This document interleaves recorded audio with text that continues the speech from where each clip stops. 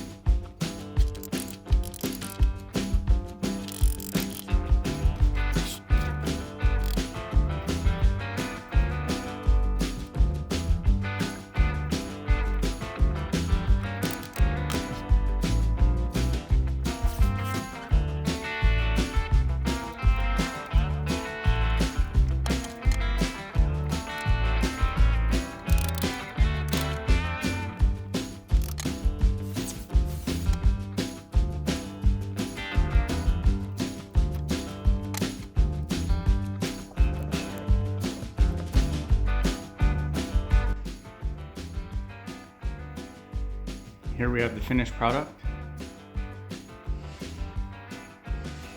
Not perfect, but it serves its purpose. Now I've got a spot to put all my crap. Hope you enjoyed this video. If you plan on making one of your own, I'd recommend not using over 100 dowel pins because they're a bit of a bitch to line up, but it turned out pretty good. I'm happy with it.